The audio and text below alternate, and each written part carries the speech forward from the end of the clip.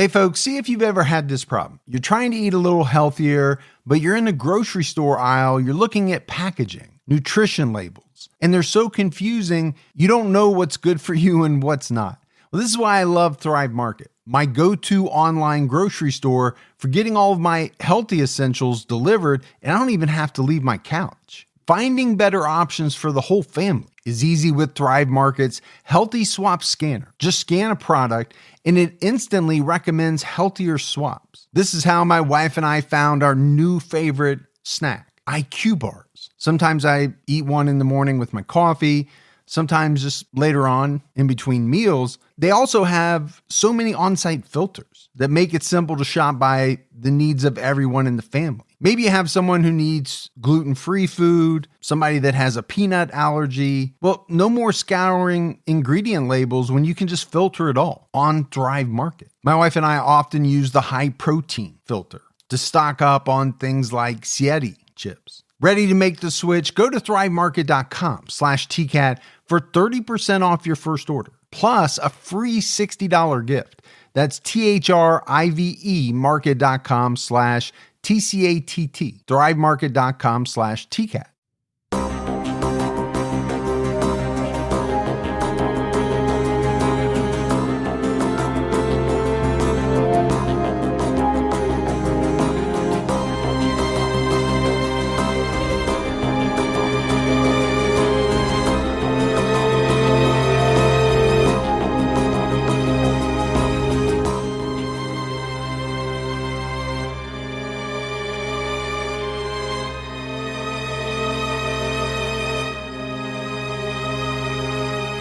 Hello, everyone, and welcome to episode 312 of the True Crime All the Time podcast. I'm Mike Ferguson, and with me, as always, is my partner in true crime, Mike Gibson. Gibby, how are you? Hey, I'm doing okay, man. How about you? I am hanging in there. Yeah?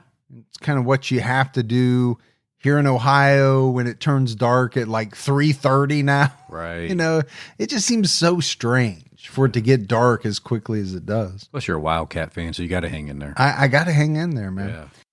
Let's go ahead and give our Patreon shout outs. We had Eileen Messina, What's going on, Messina? Dee Dee Peets, What up, Pete's? Kimberly jumped out at our highest level, Hey, thank you, Kimberly. John Engler, What's going on, John? Radio Ranch Camp, Ranch Camp.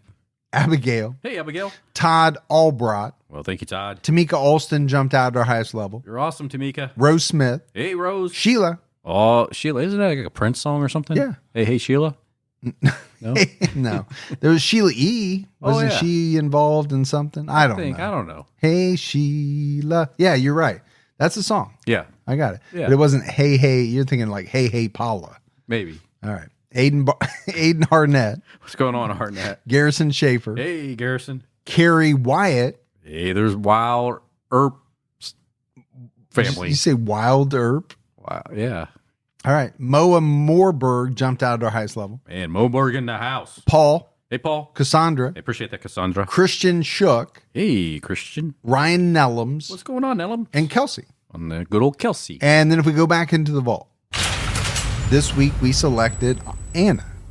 Well, I'm glad you're still with us, Anna. Exactly. You're We awesome. appreciate all the support. We had a big donation for a happy birthday to Stefan from Jacqueline. Well, happy birthday, Stefan. Yeah, absolutely. We had a donation from Sherry Rohr Hey, Sherry. and Alana Zimmel. Well, I appreciate that, Alana. Yeah, thank you to everyone. It means a lot to us. Gibbs, right now on True Crime All the Time Unsolved, we have an episode out where we're talking about two missing boys, Yeah. Christopher Dansby and Shane Walker.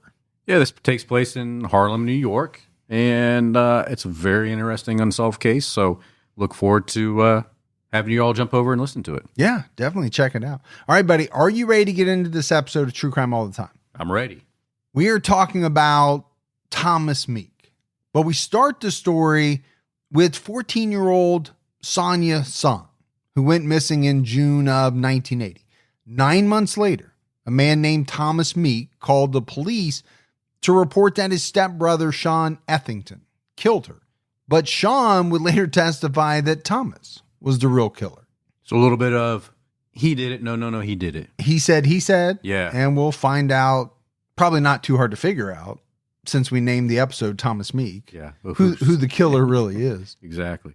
Sonja Sanj was a 14-year-old girl from Boca Raton, Florida. Her parents were Staka and Setimir Sanj. Setimir was born in what was back then Yugoslavia, and he immigrated to the U.S. with his wife Staka. They lived in Long Island, New York. The couple had 2 daughters, Sonja and her younger sister, Helen. Sonja was a ballet dancer and performed with a Russian theater troupe in New York. It's impressive. I would say so, because the Russians are kind of known for their ballet. Yeah. And so I imagine this was kind of a high level ballet theater troupe. I wonder if I could do ballet. No. I'll answer that for you. I might be able to do that since I found out that I'm 98% Irish or whatever. Mm-hmm. I can probably do that river dance. Oh, I'm sure you could do that. Lord of the Dance or whatever. Yeah. Yeah. We'll start practicing. The family moved to Boca Raton at the beginning of 1980. Setimir Sanj sold his glass and mirror business in New York, and he opened the new glasswork shop in Florida. And it was said, Gibbs, that the family wanted to move to Boca Raton because they wanted to live in a safer place. Well, people do that a lot. They do. You also hear in a lot of true crime stories, documentaries, things like people saying, well, we moved here because we thought it was safe. Yeah. And then obviously some type of tragedy happens. I think it just shows you these types of things that we talk about, they can happen anywhere. Right. They can. It doesn't matter, what state it's in, or location, right? Location doesn't matter. Bad things can happen to people anywhere. Yeah, they really can. So they were excited to start this new life in Florida. Sonja enrolled at Boca Raton High School. Her parents became concerned, though, when her behavior started changing. Her father told the Boca Raton News she started hanging around with bad people. In Queens, she always got good grades in school, even went to ballet school. She would never have run away from home in Queens. This town made her rotten. You bet I feel bad that we came to Boca Raton. So, that's a pretty strong indictment. It is. Of the town in which they moved to. Sonja Sanj went missing in the early hours of June 30th, 1980. On June 29th, she left home after dinner to go out to the movies, and she promised her family that she would be home before midnight. When she didn't come home, at first her parents were upset, right? She had missed her curfew. I think that would be natural for any parent. Oh, of course. But then at some point, that anger kind of morphs into worry. Concern. And then when she hadn't come home by the next morning, well, then they're really concerned. That's when they called the police. Sonja was declared a missing person on June 30th. The police sent out a bulletin to their patrol officers with her description. One officer told Sonja's parents that she was probably with her friends, but months passed without any leads. And you and I talked about this on our Patreon episode that, we watched a lot of true crime documentaries and things like that. I forget which one I was watching, but it really talked about how, in prior decades, police kind of had this thing that when people would go missing, it was very natural to say, well, he or she probably ran away. Sure. Or they're probably just somewhere with friends. No need to worry. Yeah, they're really kind of nonchalant about it. They were, right? In previous years, a lot of that has changed for the better. Well, thankfully. But you're right. I remember hearing the story about the guy that started the search with animals, with horses. Yeah, EquiSearch. Yeah, he's the Ted. I can't remember his last name, but he started this because his daughter went Actually, missing. I think that might have been the one I was watching. The Killing Fields? The Killing Fields, yeah. So that was the one I was watching, and I think they were really talking about that. Yeah. Talking it up. When you hear that, it's so disappointing to think that's how it was back then. And that was back in the 70s and into the 80s, I think, where they were talking about that time frame. Here we're talking about 1980, but months passed without any leads. So, I think at that point, when you get a little bit down the line, and for me, it wouldn't take long to know that, my daughter's not just out messing around with her friends. Right. Something wrong has happened. Yeah, because we would have heard from her by now. Yes. And if to say maybe she missed being in New York so much that she found a way to take a bus back up there, to be with her friends, you would have heard something by now. Something would have come out. On March 12th, 1981, almost 9 months after Sonja went missing, a skeleton was found in a wooded area west of the Town Center Mall in Boca Raton. And then that's interesting because we just covered some things that happened at the Boca Town Center Mall a few episodes back. We absolutely did. These remains were partially covered with logs and brush. A locket found at the scene was determined to have belonged to Sonja Sanj. Palm Beach County Sheriff's Detective Tom Neighbors told the Boca Raton News that they received a phone call from an informant on March 12th, and it was this caller who helped them find the body. So they hadn't been able to locate her on their own, but now someone calls in with a tip, with information. I know the police love Good Samaritans. Well, I think pretty quickly they determined that this was not a good Samaritan, because on March 29th, 1981, Los Angeles County Sheriff's deputies arrested 16-year-old Sean Ethington and charged him with Sonja's murder. Sean was a former student at Boca Raton High School. He was living with his father in Lenox, California. Sean Ethington was charged with first-degree murder and was held without bond.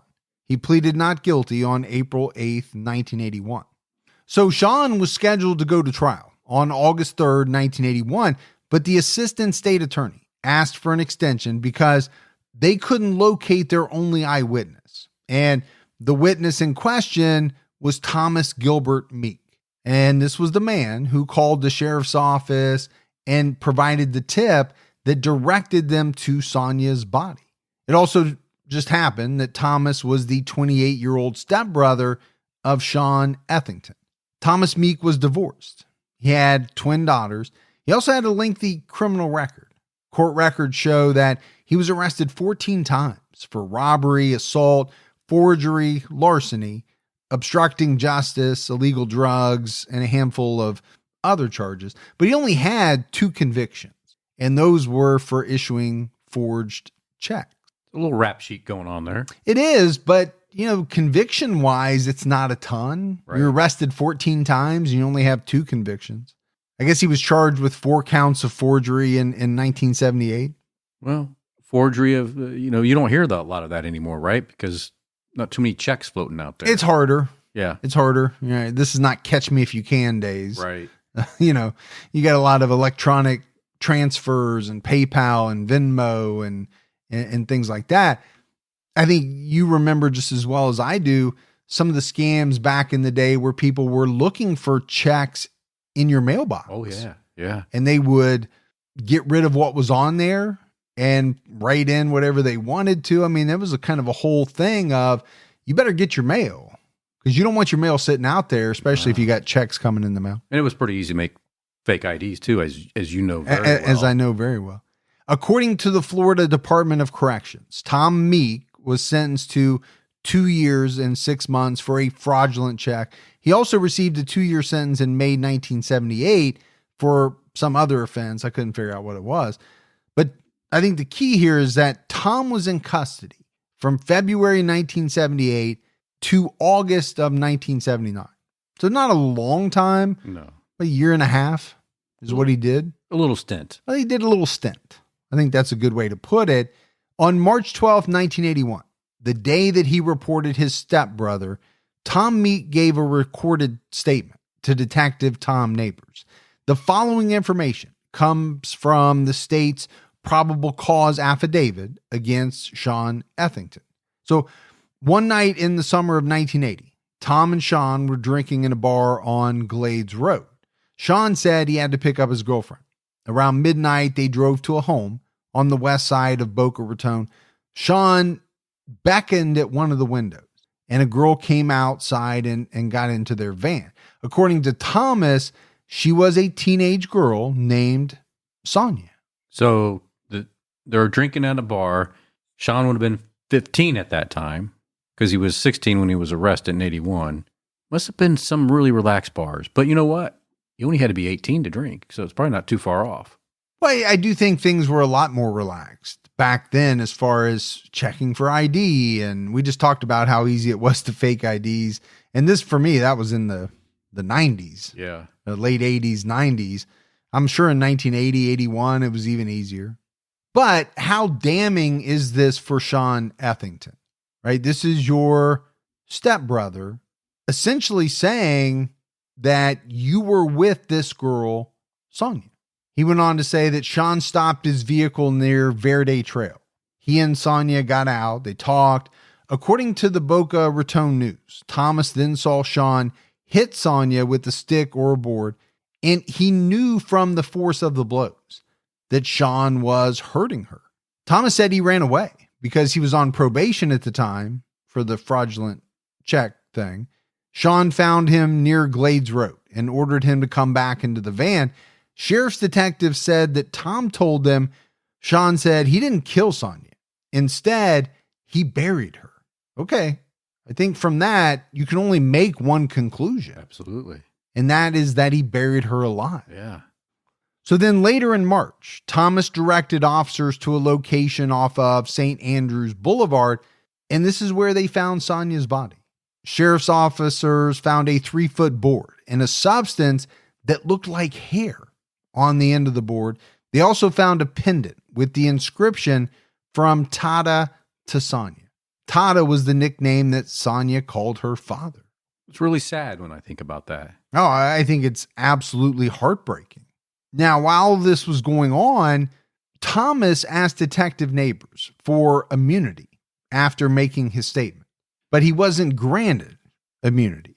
So I wonder, why is he asking for immunity if he's just the guy that gave him the tip? Right, he's the good guy, right? Yeah. He's the one who's turning on his own family to try to do the right thing at this point in the story. So that's why I said it's so strange. And to your point, why is he turning around and asking detectives for immunity? Why do you need immunity if you're the hero in the story? Right. There's no need for it. Well, obviously it's because we're going to find out he wasn't the hero. We know that. Yeah. It would definitely cast a shadow on him at that point. Once you say, hey, I need immunity, I think anybody in that arena is going to be like, oh, he just asked for immunity. Something's wrong here. I think the detective he asked it to would have thought, well, that is very strange. Yeah. Same things that we're saying. In late July or early August 1981, Thomas Meek was located and arrested in Dade County. He was charged with possession of a controlled substance and probation violation. On November 30th, 1981, Sean Ethington pled guilty to manslaughter. So he was allowed to make a lesser plea under the Youthful Offender Act because he was only 16, right, at the time of the murder. He was only 17 at the time he made the plea. Judge Thomas Schultz said that his acceptance of a lesser plea was contingent on hearing the facts about the murder and questioning Sean about it. He wasn't just going to let him plead guilty. He wanted to talk to this kid. Yeah, he wanted to hear in detail what occurred. Yeah, he wanted to hear him tell him exactly what happened. But then on December 1st, 1981, 28-year-old Thomas Meek was arrested and charged with first-degree murder. He was held without bond. And this arrest of Thomas Meek happened after Sean gave a sworn statement claiming that it was really Thomas who had killed Sonja.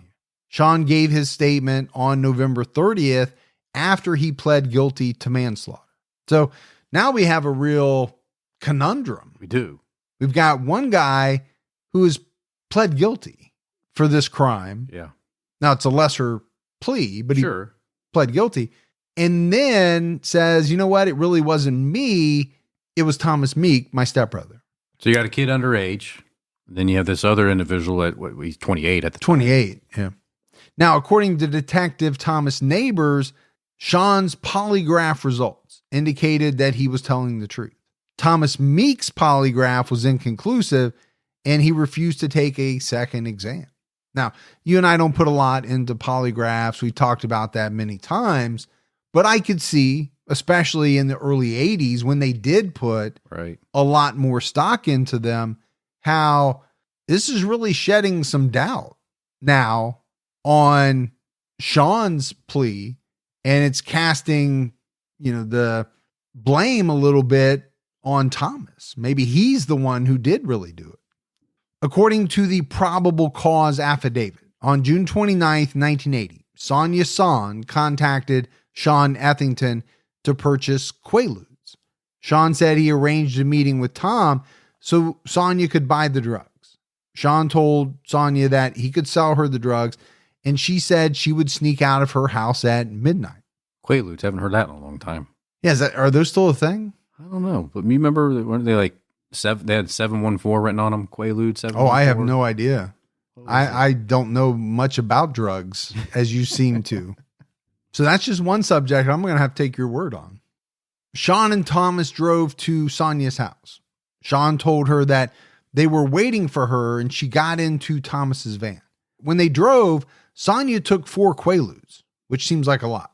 I think that would be a lot. I don't know much about the dosage of Quaaludes, but that seems like a lot. Yeah. Thomas wanted Sean to give Sonja even more drugs, but he said no. She became drowsy and she laid down in the back of the van. Thomas drove to a wooded area off St. Andrews Boulevard. Now, according to Sean, after he left the van, Thomas told him to hit Sonja. And he did. He hit her in the upper torso with the stick. But then Thomas picked up a stick and hit Sonja in the head 3 times. She fell to the ground. She was screaming. According to Sean, Thomas then choked her. The Boca Raton News reported that they both took off her clothes and attempted to have sexual relations with her. Thomas dragged Sonja to the woods and attempted to make sure that she was dead by putting sand in her mouth so that she couldn't breathe. He covered her with logs and brush. When they got home, Tom told Sean not to say anything to the police. This guy's brutal. Yeah, I mean, when you break this down, this was a very nasty, vicious murder. And it was much different from Tom's story, right? In Tom's story, he said he only saw Sean hit Sonja. He said he didn't participate in the murder at all. Right. He ran off. Yeah, he ran off. This is a complete 180. Thomas was granted $10,000 bail on December 30th, 1981. That doesn't seem like a lot of money. It doesn't. I know it's percentage of the total bond, but still, 10,000 is not a lot. Doesn't seem like much, because really less than 2 weeks later, on January 12th, 1982, Thomas Meek was indicted for first-degree murder. Hey folks, can we talk about Slotomania for a minute? Now, this is a game that gives you endless excitement. It puts 170 free-to-play slot games at your fingertips. They have huge jackpots, an interactive community, and 1 million free coins. It's the perfect escape from your daily routine. This game is so much fun. It has beautiful graphics. And for me, I love that rush you feel when you win a big jackpot. You can also join the biggest community of slot lovers in the world. Interact with fellow players and form cooperative Slotto clans with new friends or enter electrifying live tournaments. You can become a VIP member to get your own personal account manager. Connect with millions of other slot fans on the Slotomania Facebook page, the biggest slots community in the world. When your day is feeling stale, just ask, what will today spin? If you're 21 or older, you can join millions of players around the world. Download Slotomania, the #1 free slots game, on the App Store or Google Play Store and get 1 million free coins. That's Slotomania on the App Store or Google Play Store for 1 million free coins. Meridian believes that hair is hair and that the right way to groom is entirely up to you. So Meridian empowers people, regardless of gender, to trim on their own terms, whether they prefer bare, buzzed, or bushy styles. Meridian has the best trimmer tool on the market for a superior grooming routine that helps you feel confidently you. The Meridian trimmer is designed for all body types and grooming zones, even the most sensitive areas. The trimmer has a 6,000 RPM motor and a high-quality ceramic blade that safely trims any part of your body, even if you have thin or fine hair. It has an anti-nick shaving guard to prevent nicks and cuts. It's waterproof so you can trim in the shower. The trimmer even comes with adjustable guide combs to help you trim at different lengths so you can achieve any look you're going for. I have the Meridian trimmer, and believe me, it works. So check it out for yourself. Listeners of the show can get 10% off their order with coupon code TrueCrime. Go to meridiangrooming.com today to get yourself a premium body hair trimmer. That's MERIDIAN grooming.com, code TrueCrime. Also available at Walmart, Bed Bath & Beyond, and CVS. On the 29th, Sean Ethington was sentenced to a maximum of 4 years in prison and 2 years probation under the Youthful Offender Act. Judge Thomas Schultz told Sean, "I hope you've got common sense enough to know, as far as the court is concerned, you've achieved all the justice in this matter that you're entitled to." Basically saying what? He got a fair shake, or he got off light? I think both, maybe. Yeah. Because he was so young that, they couldn't maybe do what they wanted to. But let's not forget, he took a plea of manslaughter. He did. So that was going to be a lesser sentence anyway. And then when you factor in the fact that he was only 16 years old and that he essentially turned on his stepbrother Thomas, that all factored in. Now, the Palm Beach Post reported that Sean said in court, "I just think everybody deserves a second chance." I think it's weird to hear those words come from the person that participated in the crime. He did participate, even in his story. But he did what? He hit her with a stick. Yeah. In the torso, according to him. And that was it. Now, he gave her some Quaaludes too, so you got to factor that in. But as far as the murder in his story, he wasn't the murderer. But as a family member, if I was there sitting, I'd be like, what about my daughter's second chance? Well, exactly. And I think even in the eyes of the law, you're party to it, right? You were there, you participated to some extent. Right. And you never gave notice to the police. You're wrapped up in it. Yeah. In June 1982, a grand jury re-indicted Thomas Meek for murder. According to the Boca Raton News, prosecutors said that the new indictment was necessary because there may be newly determined causes of Miss Sanj's death. So his murder trial started on December 13th in 1982. Assistant State Attorney Al Lasort said in his opening argument that Sonja's younger sister eventually told the police that Sonja left the house after midnight to meet Sean Ethington and Thomas Meek to get Quaaludes. Okay, so that lines up. It does. With at least Sean's story, and really kind of even Thomas's to some extent. The Boca Raton News reported that Thomas Meek went to the police because he wanted to get a confession off his chest. So him getting this off his chest, was this by putting the blame on his brother and that was going to make him feel good? Yeah, that's the way I took it. He wanted to get a confession off his chest, but he wasn't going to confess to what he did. He was confessing to the fact that his stepbrother Sean was the murderer. Sonja was murdered on June 30th, 1980. Tom, Sean, and Sonja drove around. They stopped in a wooded area. According to Thomas, Sean and Sonja walked away. And then, just out of the blue, Sean picked up a stick and hit her. Sonja fell down, and that's when Thomas left the area, right? So going kind of back to his statement, he really wasn't involved at all. He didn't even mention the Quaaludes, I guess, in his story, because when Sean told his story, it was all about Sonja going with them to get some Quaaludes. According to Lasort, they stopped the van a mile from Sonja's house. She was killed when she got sick from the Quaaludes. The Palm Beach Post reported that Al Lasort said he would call on Sean Ethington to testify that he and Thomas beat Sonja with sticks and that after she fell down, Thomas killed her, raped her, stuffed sand in her mouth, and concealed her body. He said in court, Thomas Meek choked her until the life was gone from her young body. He pulled her clothes off, then raped her as she was lying lifeless. Yeah, he's a monster. But aren't we still at the part where we're trying to figure out who's telling the truth? Because we have two different stories here. We do. We have Sean's story and we have Thomas's story. Now, it's pretty easy to see which one prosecutors are believing more. Now, Sean's already going to do time for manslaughter. Sure. But obviously they believed his story because they're going after Thomas.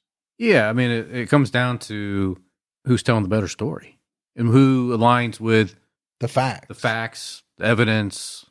The Boca Raton News reported that Tom's defense attorney, Harvey Duvall, argued that Sean never implicated Tom until right before his trial started and that this case would boil down to the believability of the witnesses. Kind of just exactly what you and I were just saying. And I do think it's a good argument to make, right? Why did Sean wait so long to implicate Thomas Meek?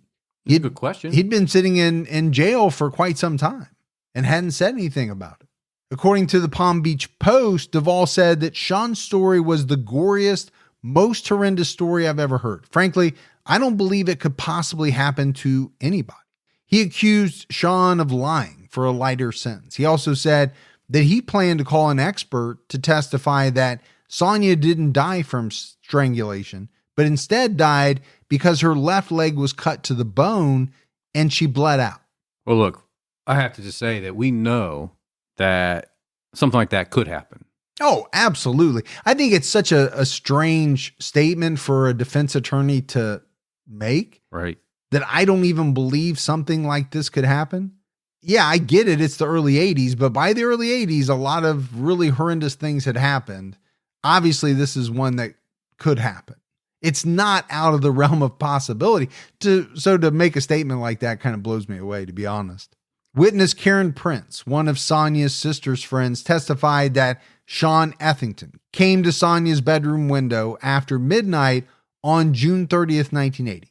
Sonja said she was going outside to take Quaaludes. She crawled out of her window and said she'd be back around 6.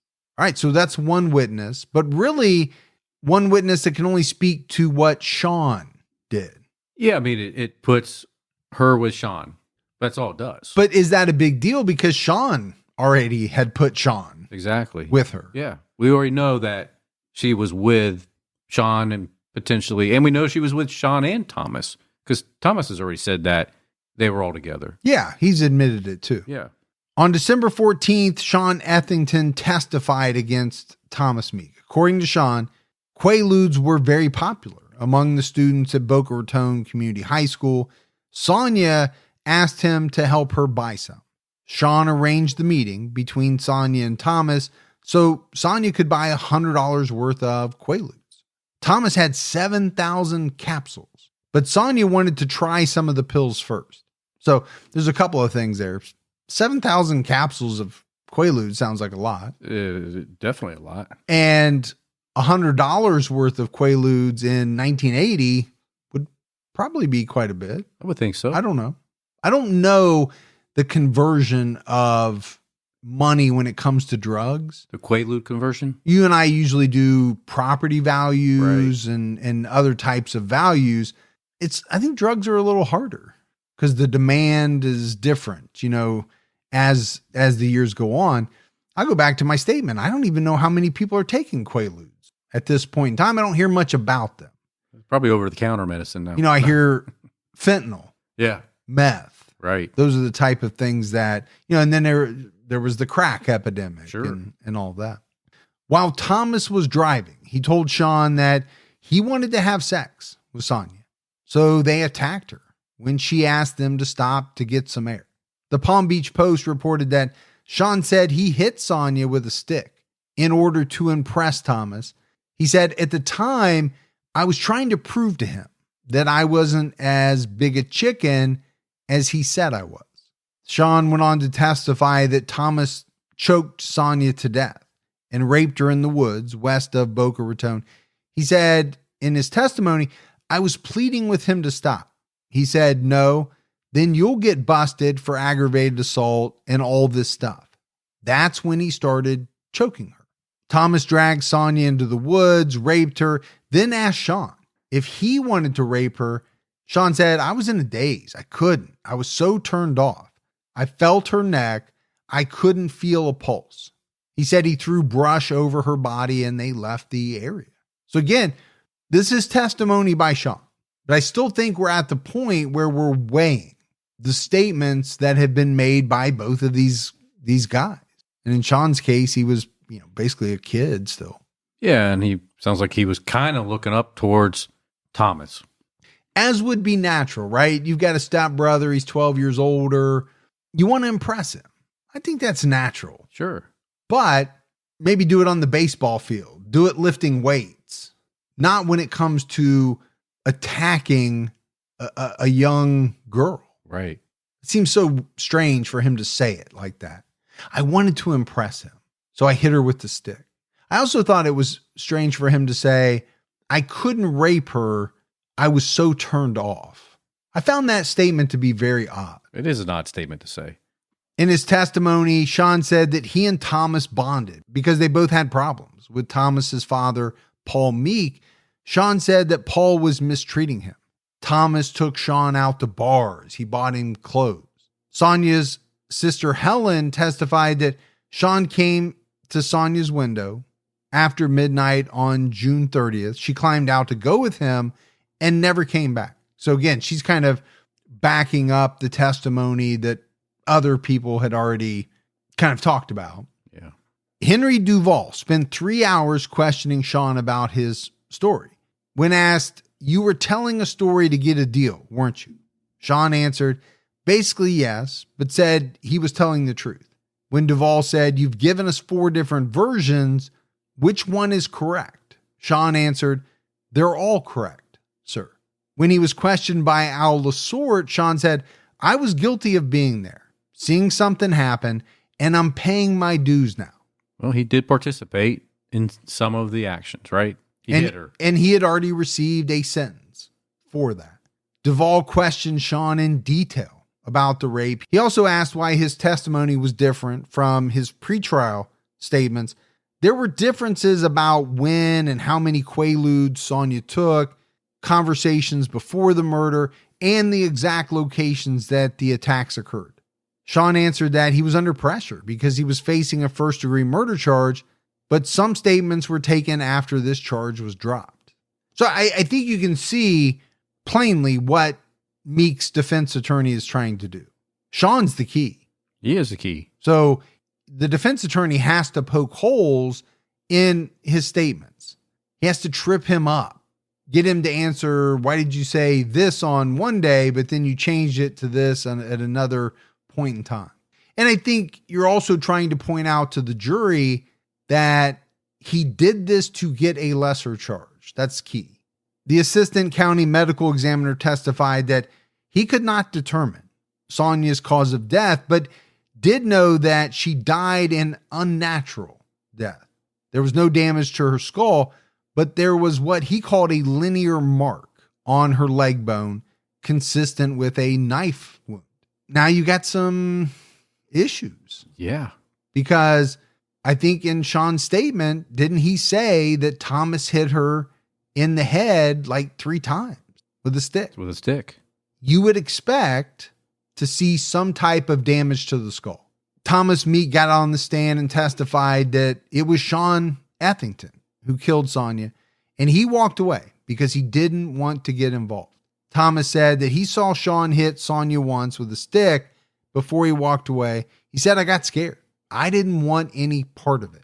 Tom said he accepted a ride from Sean after Sean left the crime scene and found him on Glades Road. Sean said that he had killed Sonja.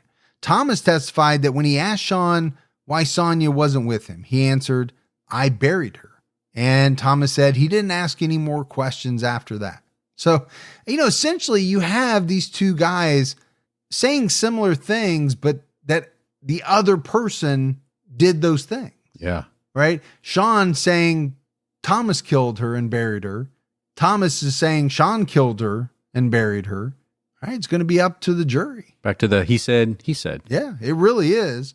According to Thomas, Sean said that he killed Sonja because she wouldn't have sex with him. After they stopped in the wooded area off St. Andrews Boulevard, Thomas didn't go to the police for months, even when Sonja's sister and mother confronted both of them. He didn't want to violate his probation by being involved in another crime. These are, statements that he made in court.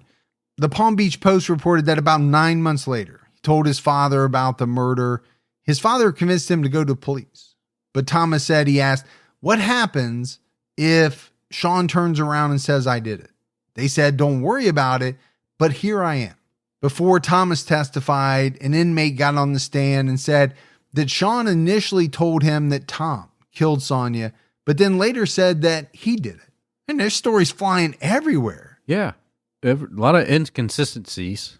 A lot of, I did it, I didn't do it, I did it. He did it. Yeah. I didn't do it.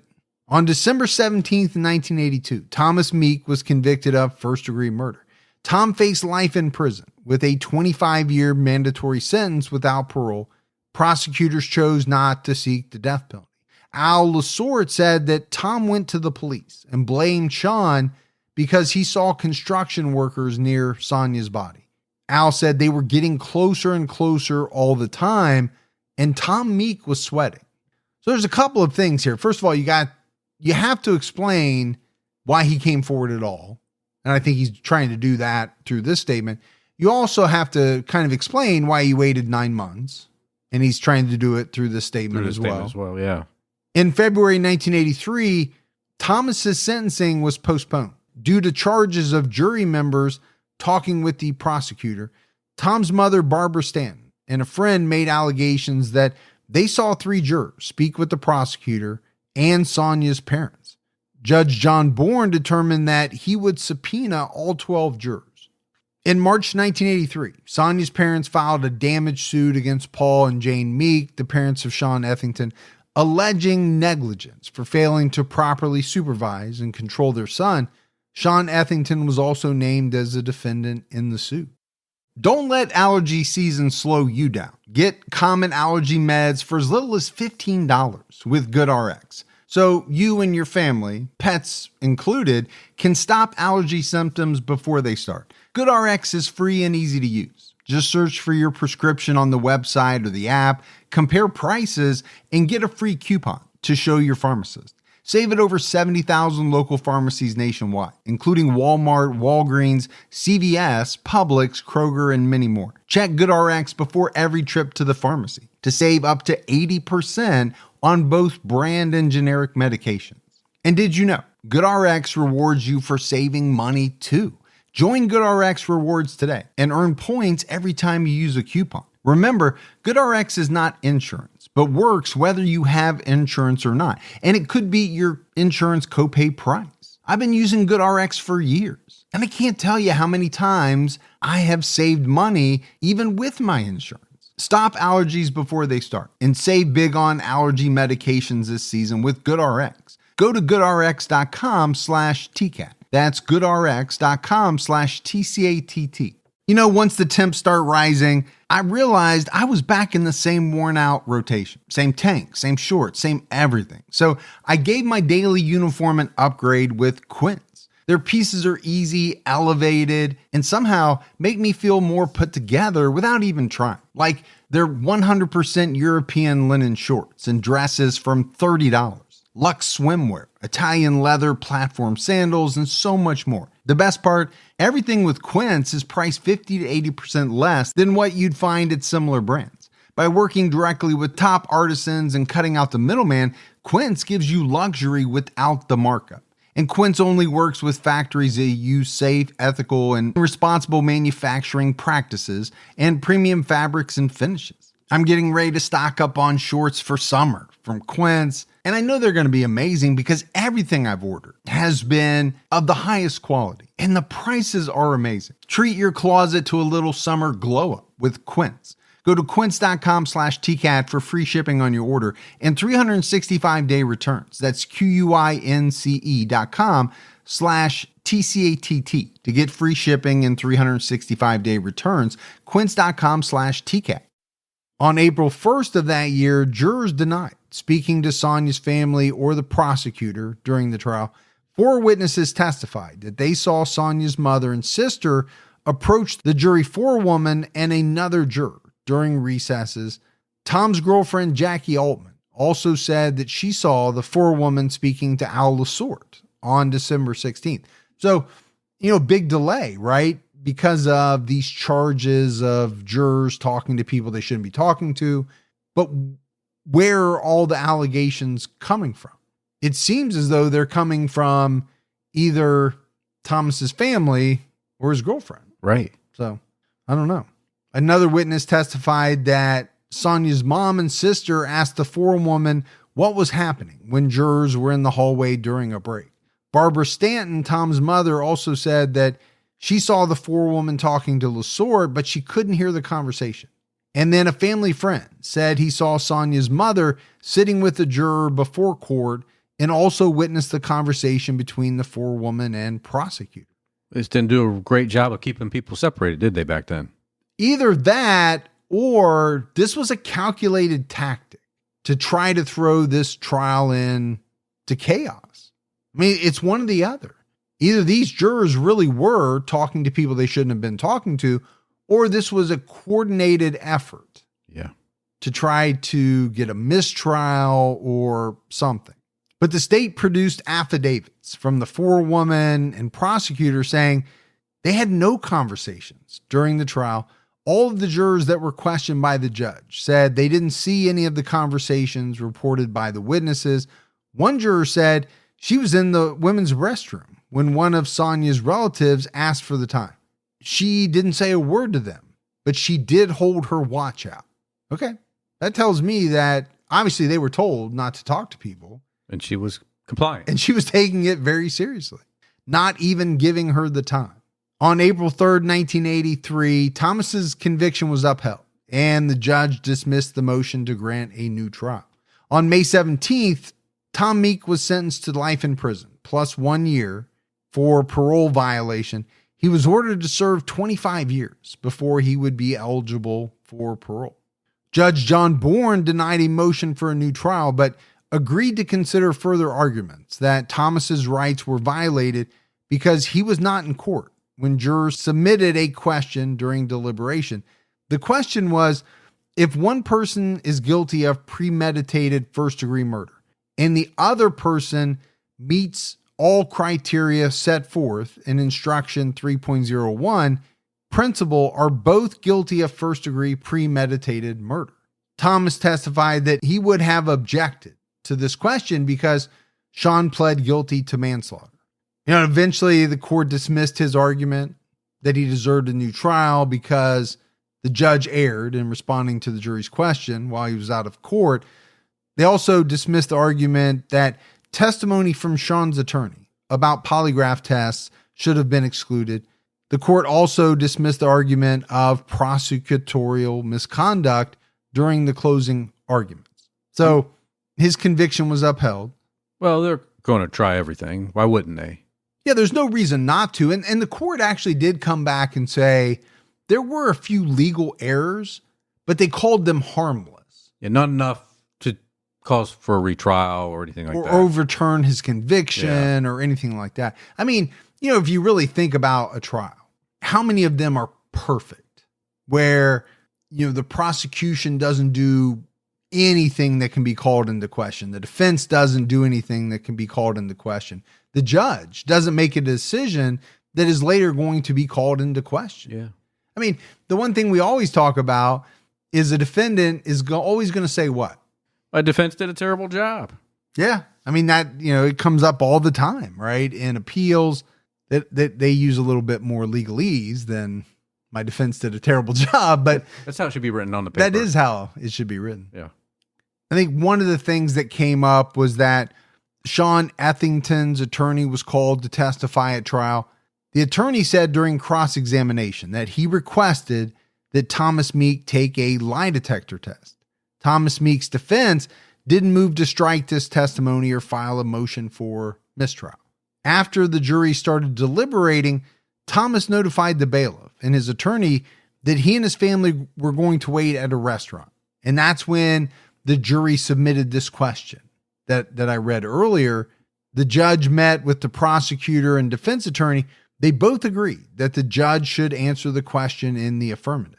But Thomas wasn't there, and Thomas's defense never objected to the response to the jury's question, and that was part of his appeal process. We've already said all of these were struck down.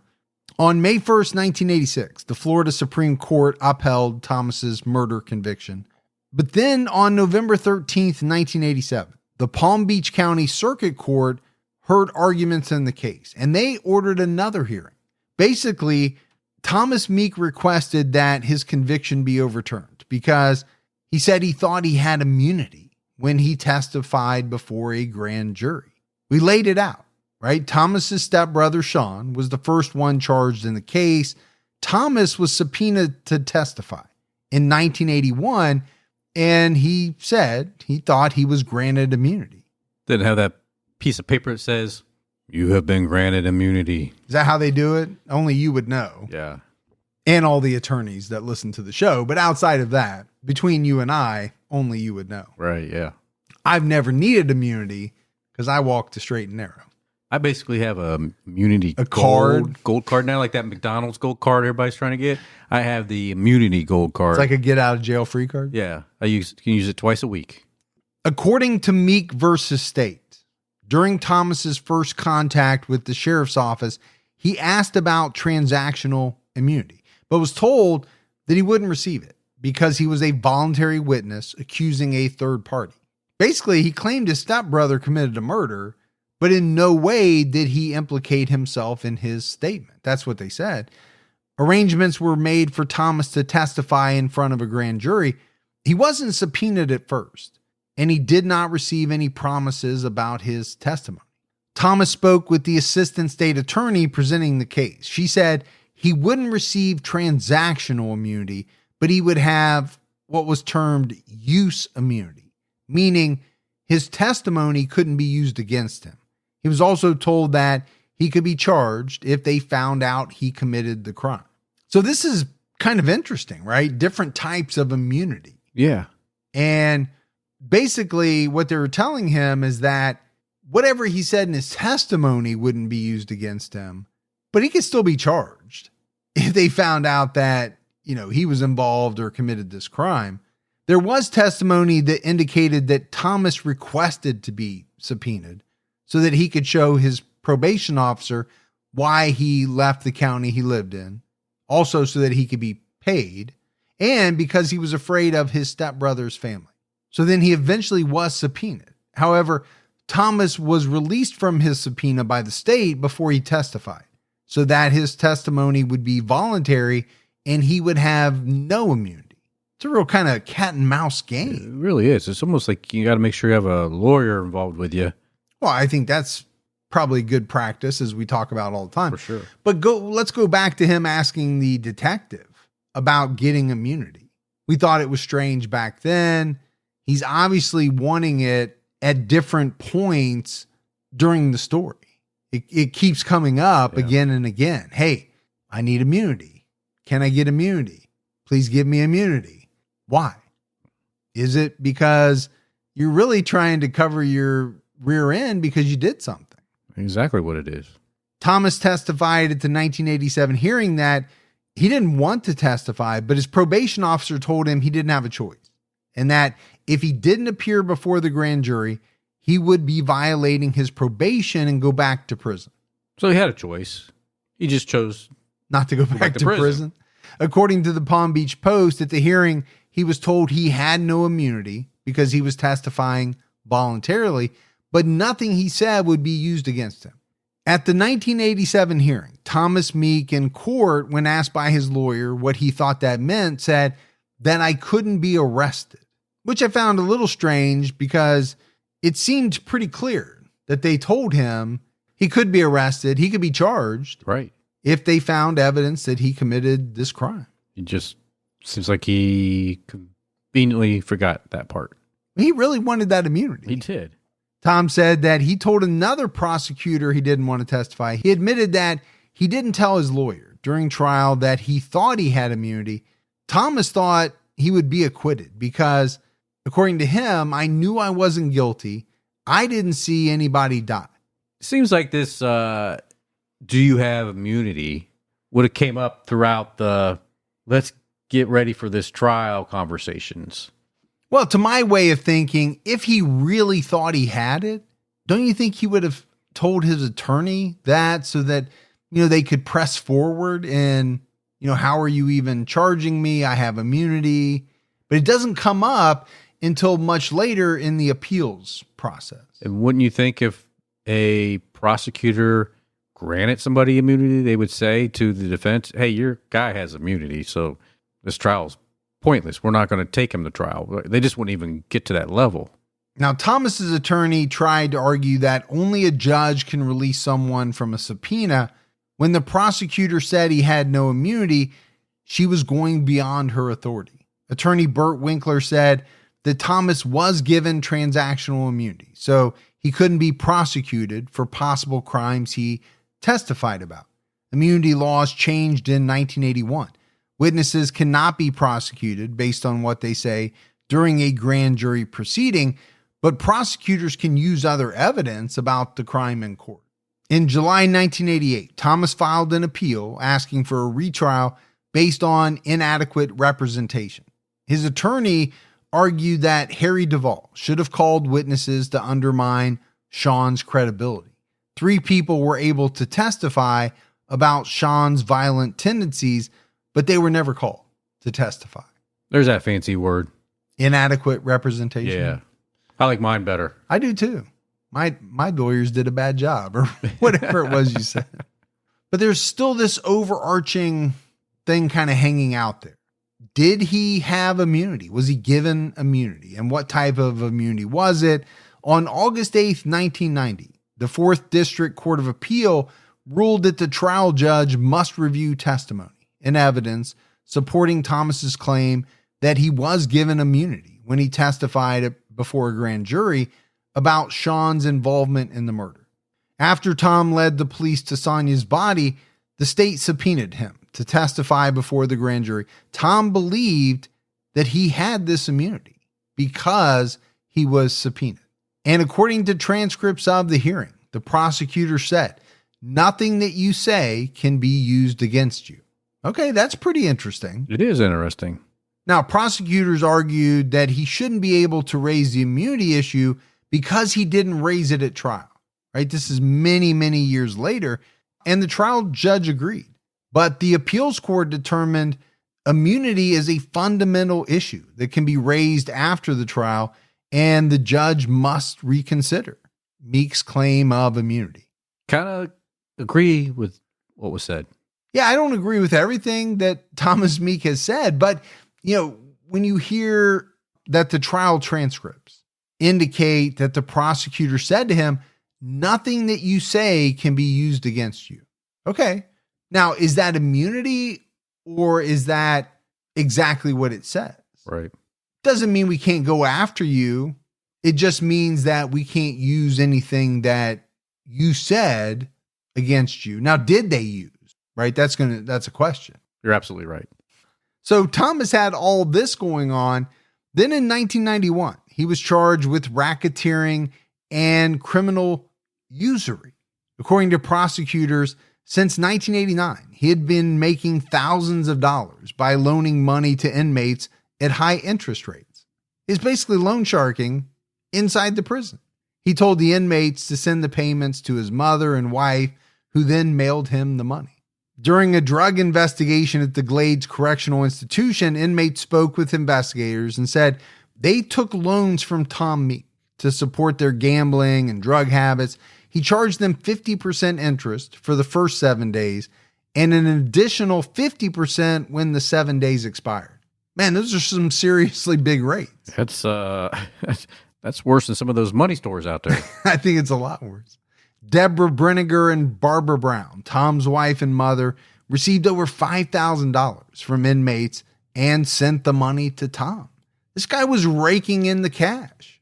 And, he was probably buying a lot of ramen noodles, Little Debbie's. He probably had it all, man. A nice little pantry. A cache. Yeah, a cache. Of foodstuffs. Tom's attorney argued that because he was granted immunity, he couldn't even go on trial for loan sharking. Well, I guess if you're saying he shouldn't even, because he was granted immunity, he would never been in prison. If he was never in prison, he would never have loan sharked. I don't know. It sounded to me like they were just trying to make this immunity kind of overarching. And no matter what you do, you can't get in trouble. So obviously Tom denied making these loans, kind of doing this loan sharking. But the Western Union record showed transactions between inmates and Tom's mother and wife. So it seemed pretty clear cut that he was doing it. Tom claimed he was granted immunity from prosecution when asked about corruption in the prison.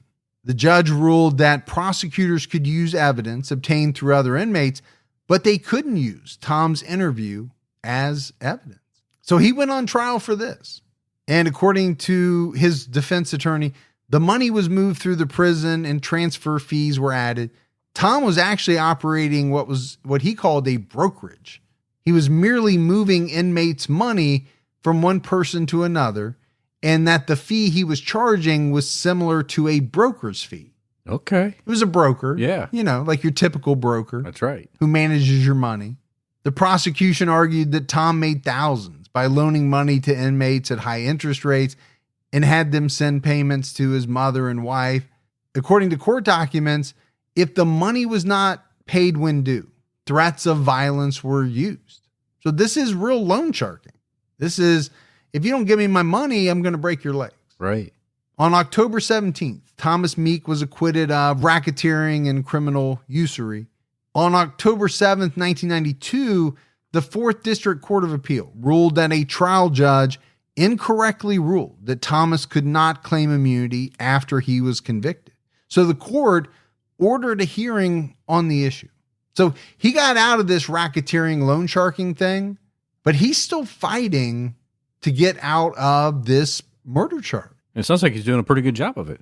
Yeah, it actually does. So in 1993, arguments were made in Thomas's case.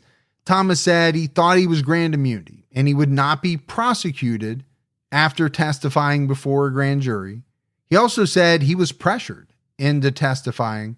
Prosecutors argued he was not granted immunity. This never changed, right? This went back and forth pretty much the same way in every hearing that happened after his conviction. Yeah, they're both standing their ground.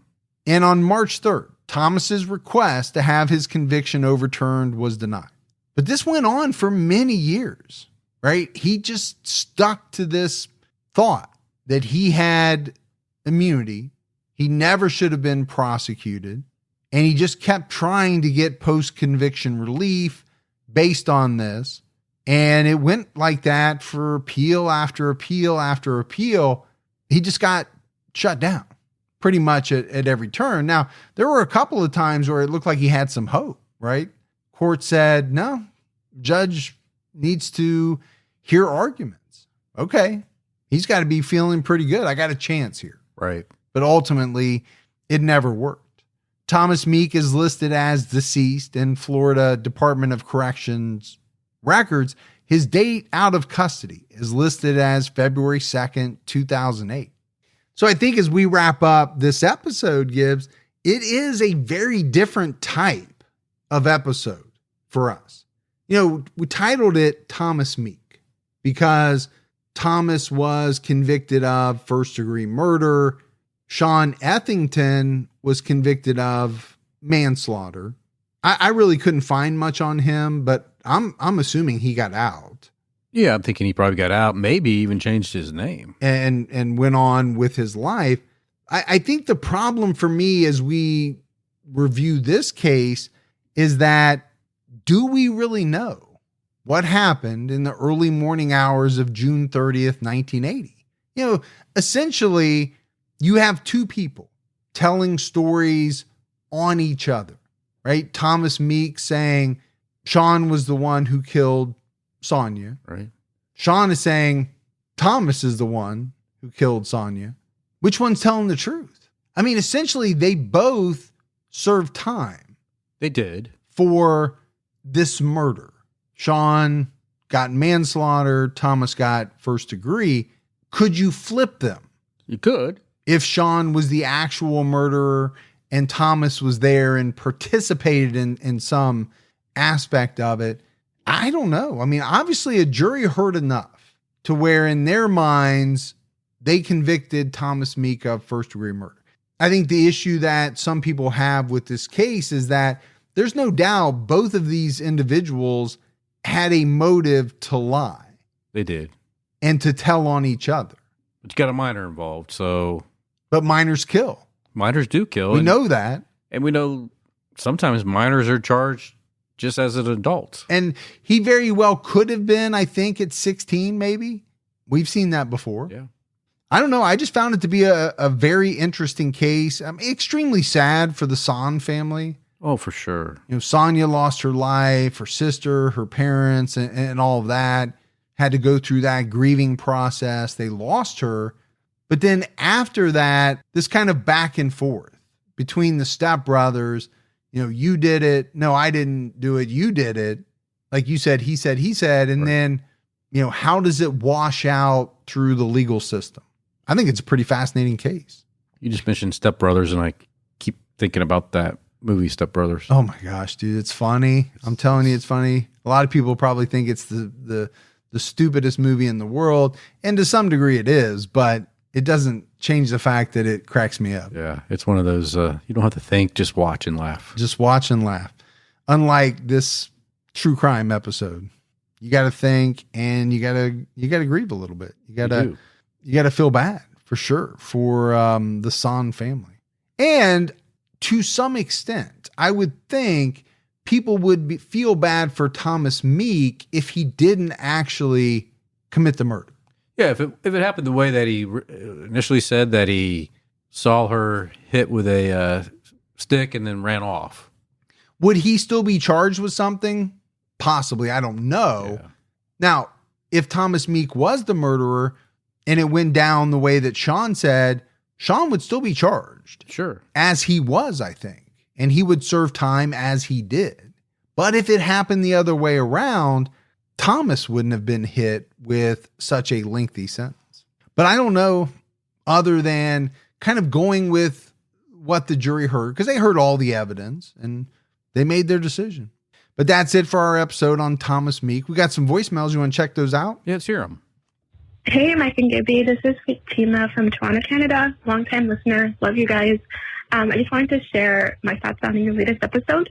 When I was listening and I heard that Omar was Sudanese, I got excited for a millisecond because I'm also Sudanese Canadian. And then I quickly remembered that this is a true crime podcast and that he's probably not being mentioned for being, the Nobel Peace Prize winner. Anyway, Omar definitely sucks, and I'm glad that he got caught. And I just wanted to say thank you for your great work. I love listening to you every weekend on Sundays, and I look forward to hearing more from you guys. Love you so much, Fatima. Yeah, definitely appreciate the voicemail. I think it's always tough. And we may have mentioned it, recently. If there's a person who, is from the same country you're from, mm-hmm. or even, let's say, in the United States, the same state, the same town. Okay. Number one, there's going to be some shock that this person committed some heinous act. But then I think the second thing is you really don't want this person associated with you, right? This person is not representative of, who we are. Right. As a nation, as a city, even as a race, I think in some instances, it can be very tough.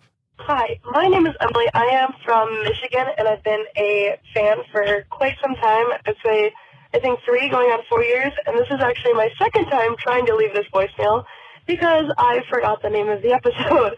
But I was listening to the Thomas Montgomery episode, and I could not help but laugh when you referenced the Brad Paisley song, because I did a little report on Brad Paisley and his songs, and that was one of the ones that I did.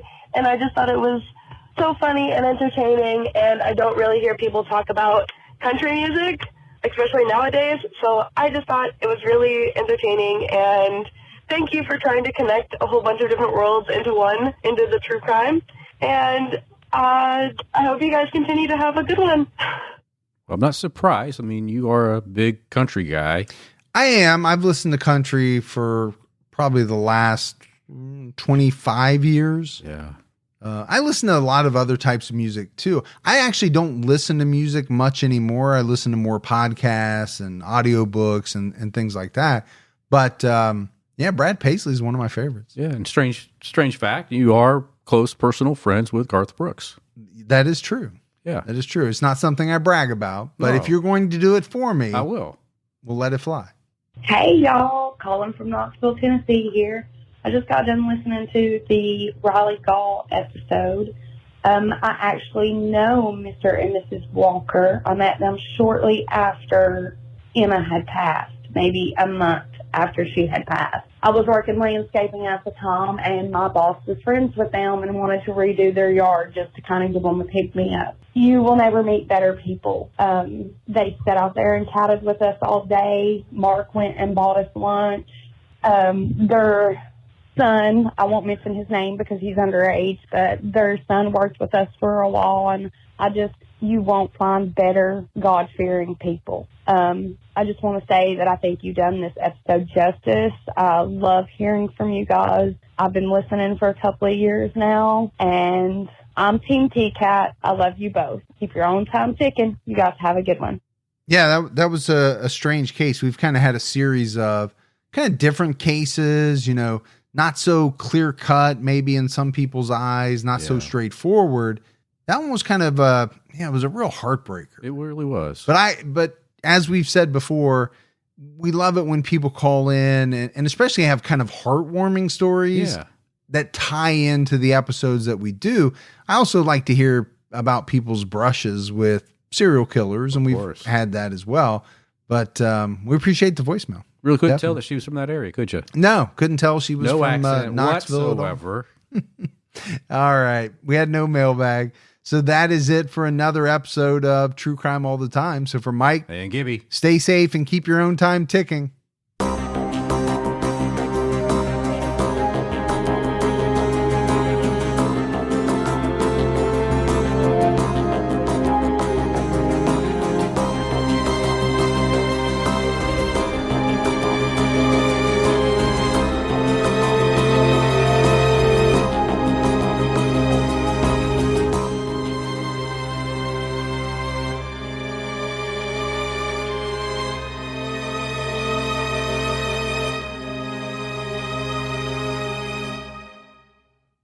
Inspired by the hit Wondery podcast Against the Odds comes the gripping guidebook, How to Survive Against the Odds, Tales and Tips for Animal Attacks and Natural Disasters. This might just be the most important book you'll ever read. Go inside life or death situations where everyday people survived nature's most extreme scenarios, and learn how you can too. In these tales, you'll hear about the grit, willpower, and know-how needed to endure shipwrecks, alligator attacks, earthquakes, and more. You'll learn from experts, including top doctors, about what happens to your body and mind in life-threatening situations. Plus, important tips on what to do, and equally important, what not to do when faced with a situation that is truly against the odds. Go to survivalguidebook.com to pre-order How to Survive Against the Odds today and get the perfect gift in time for graduation and Father's Day.